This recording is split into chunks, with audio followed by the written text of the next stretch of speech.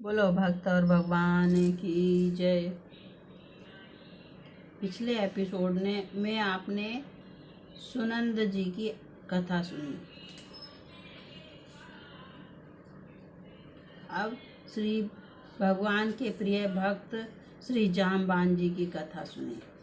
बोलो भक्त और भगवान की जय। बोलो जाम्बान जी महाराज की जय। रीछराज जाम्बान ब्रह्मा के अंशावतार हैं। एक रूप से सृष्टि करते करते ही दूसरे रूप से भगवान की आराधना, सेवा एवं सहायता की जा सके, इसी भाव से वे जाम्बान के रूप में अवतरण हुए थे। रीछ के रूप में अवतीर्ण होने का कारण यह था कि उन्होंने रावण को वर दे दिया था कि उसकी मृत्यु न वानर आदि के अतिरिक्त किसी देव आदि से ना हो। अब इसी रूप में रहकर राम जी की सहायता पहुंचाई जा सकती थी। अतिरिक्त जब भगवान विष्णु ने वामन का अवतार धारण कर बलि की यज्ञशाला में गमन किया और संकल्प लेने के बाद अपना विराट रूप प्रकट किया, तब इन्होंने उनके त्रिलोकी को नापते नापते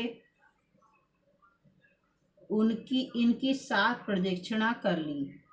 इनकी इस अपूर्व शक्ति और साहस को देखकर बड़े बड़े मुनि और देवता इनका प्रशंसा करने लगे।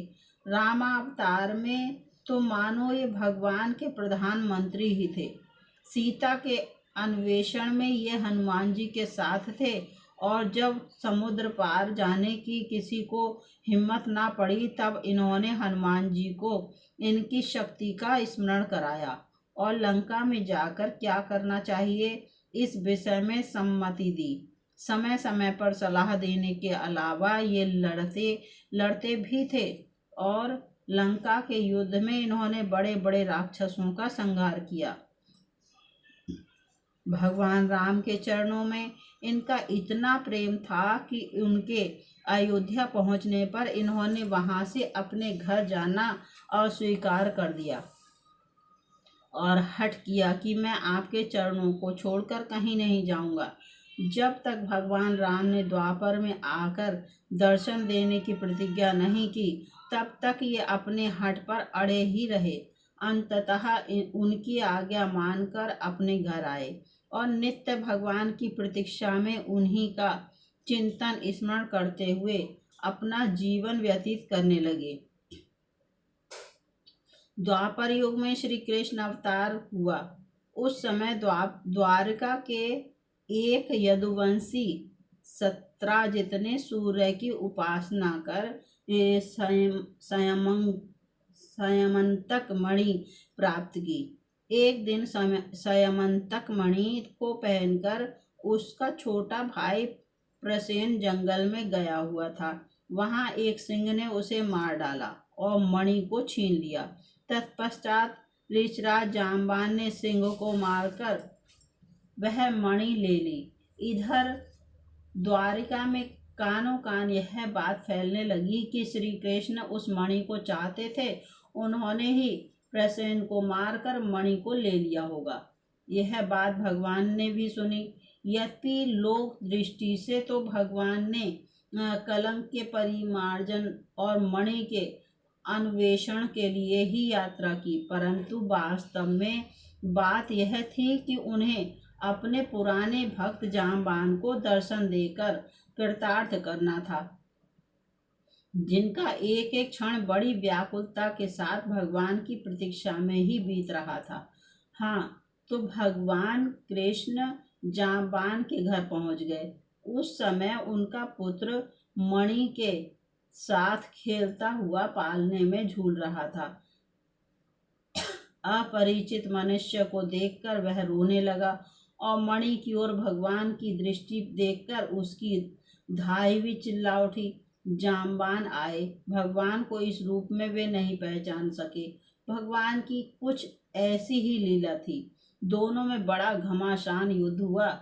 27 दिन तक लगातार द्वंद्व युद्ध करते करते जब एक ने भी हार नहीं मानी, तब भगवान ने एक घूंसा लगाया, जिससे तुरंत जांबान का शरीर शिथिल पड़ गया और उनके मन में यह बात आई कि मेरे प्रभु के अतिरिक्त और किसी में ऐसी शक्ति नहीं है कि मुझे इस प्रकार पराजित कर सके। यह भावना उठते ही देखते हैं तो उनके सामने धनुष बाणधारी भगवान रामचंद्र खड़े हैं। उन्होंने अपने इष्ट देव को साष्टांग नमस्कार करके स्तुति की, षोडशोपचार पूजा की और उपहार स्वरूप उस मणि के साथ अपनी कन्या जाम्बती का समर्पण कर दिया और इस प्रकार अपने जीवन और अपने सर्वस्व को भगवान के चरणों में चढ़ाकर जीवन का सच्चा लाभ लिया। वास्तव में प्रभु के चरणों में समर्पित हो जाना ही इस जीवन का परम और चरम लक्ष्य है। बोलो श्री जाम्बान भगवान महाराज की जय, सभी भक्तों की जय। अब आप श्री सुग्रीव जी का वर्णन सुने। श्री राम जी सुग्रीव से कहते हैं, भैया सब भाई भरत के समान आदर्श नहीं हो सकते। सब पुत्र हमारी तरह पितृभक्त नहीं हो सकते और सभी सहोदर तुम्हारी तरह दुख के साथी नहीं हो सकते।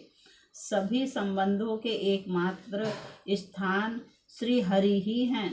उनसे जो भी संबंध जोड़ा जाए उसे वे पूरा निभाते हैं।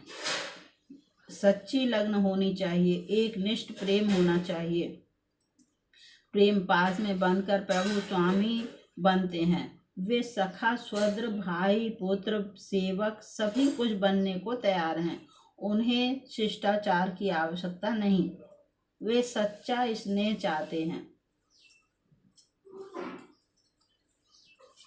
सुग्रीव को भगवान ने स्थान स्थान पर अपना सखा भक्त माना है। बाली और सुग्रीव ये दो भाई थे। दोनों में ही परस्पर बड़ा स्नेह था। बाली बड़ा था इसलिए वही वानरों का राजा था। एक बार एक राक्षस रात्रि में किष्किंधा आया, आकर बड़े जोर से गरजने लगा। बाली उसे मारने के लिए नगर से अकेला ही निकला। सुग्रीव भी भाई के स्नेह के कारण उसके पीछे पीछे चला। वह राक्षस एक बड़ी भारी गुफा में घुस गया। बाली अपने छोटे भाई को द्वार पर बैठाकर उस राक्षस को मारने उसके पीछे पीछे उस गुफा में चला गया। सुग्रीव को बैठे बैठे 1 माह बीत गया, किंतु बाली उस गुफा में से नहीं निकला। 1 महीने के बाद गुफा में से रक्त की धार निकली। सुग्रीव ने समझा मेरा भाई मर गया है, अब वह राक्षस बाहर निकलकर मुझे भी मार डालेगा। अतः उस गुफा को एक बड़ी भारी शिला से ढककर वह किष्किंधापुरी लौट गया। मंत्रियों ने जब राजधानी को राजा से हीन देखा तब उन्होंने सुग्रीव को राजा बना दिया। थोड़े ही दिनों में बाली आ गया। सुग्रीव को राजगद्दी पर बैठा देखकर वह बिना ही जांच पड़ताल किए क्रोध से आग बबूला हो गया और उसे मारने को दौड़ा। सुग्रीव भी अपनी प्राण रक्षा के लिए भागा। भागते भागते वह मतंग ऋषि के आश्रम पर जा पहुंचा। बाली वहां सापवश जा नहीं सकता था, अतः वह लौट आया और सुग्रीव का धन, स्त्री आदि सब कुछ उसने छीन लिया। राज्य, स्त्री और धन के हरण होने पर दुखी सुग्रीव अपने हनुमान आदि 4 मंत्रियों के साथ ऋष्यमुख पर्वत पर रहने लगा। सीता जी का हरण हो जाने पर भगवान श्री राम जी अपने भाई लक्ष्मण जी के साथ उन्हें खोजते खोजते सबरी के बताने पर ऋष्यमुख पर्वत पर आए। सुग्रीव ने दूर से ही श्री राम लक्ष्मण को देखकर हनुमान जी को भेजा। हनुमान जी उन्हें आदर पूर्वक ले आए। अग्नि के साक्षित्व में श्री राम एवं सुग्रीव में मित्रता हुई। सुग्रीव ने अपना सब दुख भगवान को सुनाया। भगवान ने कहा, मैं बाली को एक ही बाण से मार दूंगा। सुग्रीव ने परीक्षा के लिए अस्थि समूह दिखाया। श्री राम जी ने उसे पैर के अंगूठे से ही गिरा दिया। फिर 7 ताड़ वृक्षों को एक ही बाण से गिरा दिया। सुग्रीव को विश्वास हो गया कि श्री राम जी बाली को मार देंगे। सुग्रीव को लेकर श्री राम जी बाली के यहाँ गए। बाली लड़ने आया। दोनों भाइयों में बड़ा युद्ध हुआ। अंत में श्री रामचंद्र जी ने तक कर एक ऐसा बाण बाली को मारा कि वह मर गया। बाली के मरने पर श्री राम जी की आज्ञा से सुग्रीव राजा बनाए गए और बाली के पुत्र अंगद को युवराज का पद दिया गया। तदंतर सुग्रीव ने वानरों को इधर उधर श्री सीता जी की खोज के लिए भेजा और श्री हनुमान जी द्वारा सीता जी का समाचार पाकर वे अपनी असंख्य वानरी सेना लेकर लंका पर चढ़ गए। वहां उन्होंने बड़ा पुरुषार्थ दिखलाया। सुग्रीव ने संग्राम में रावण तक को इतना छकाया कि वह भी इनके नाम से डरने लगा। लंका विजय करके ये भी श्री राम जी के साथ श्री अवधपुरी आए और वहां श्री राम जी ने इनका परिचय कराते हुए गुरु वशिष्ठ जी से कहा, ऐ सब सखा सुनहु मुनि मेरे, भय समर सागर कहाँ बेरे। मम हित लागी जन्म इन हारे, भरत होते मोहे अधिक प्यारे। श्री राम जी ने सुग्रीव जी को स्थान स्थान पर प्रिय सखा कहा है और अपने मुख से स्पष्ट कहा है कि तुम्हारे समान आदर्श निस्वार्थ सखा संसार में बिरले ही होते हैं। श्री राम जी ने थोड़े दिन में इन्हें अवधपुरी में रखकर विदा कर दिया और ये भगवान की लीलाओं का स्मरण कीर्तन करते हुए अपनी पुरी में रहने लगे। अंत में जब भगवान निज लोक पधारे तब ये भी आ गए और भगवान के साथ ही साकेत गए। सुग्रीव जैसे भगवत कृपा प्राप्त सखा संसार में बिरले ही होते हैं। उनका समस्त जीवन राम काज और राम स्मरण में ही बीता। यही जग में जीवन का परम लाभ है। भगवान से प्रार्थना करते हुए सुग्रीव जी कहते हैं, प्रभु मेरी चित्त वृत्ति सदा आपके चरण कमलों में लगी रहे। मेरी वाणी सदा आपका नाम कीर्तन कर एवं लीला गान करती रहे। हाथ आपके भक्तों की सेवा में लगे रहें और मेरा शरीर आपके पाद स्पर्श आदि के मिस से सदा आपका अंग संग करता रहे। मेरे नेत्र सर्वदा आपकी मूर्ति, आपके भक्त और अपने गुरु का दर्शन करते रहें। कान निरंतर आपके दिव्य जन्म कर्मों की कथा सुनते रहें और मेरे पैर सदा आपके मंदिरों की यात्रा करते रहें। हे गरुण ध्वज, मेरा शरीर आपकी चरण रज से युक्त तीर्थोदक को धारण करे और मेरा सिर निरंतर आपके उन चरणों में प्रणाम किया करे जिनकी शिव और ब्रह्मादि देवगण भी सदैव सेवा करते हैं। बोलो सुग्रीव जी महाराज की जय। सभी संतों की जय, सभी भक्तों की जय। मेरे गुरुदेव श्री रामभद्राचार्य जी महाराज की जय। अभी आपने सुग्रीव जी का वर्णन सुना। अब आगे के एपिसोड में श्री विभीषण जी का वर्णन सुनेंगे। बोलो सियापति रामचंद्र भगवान की जय।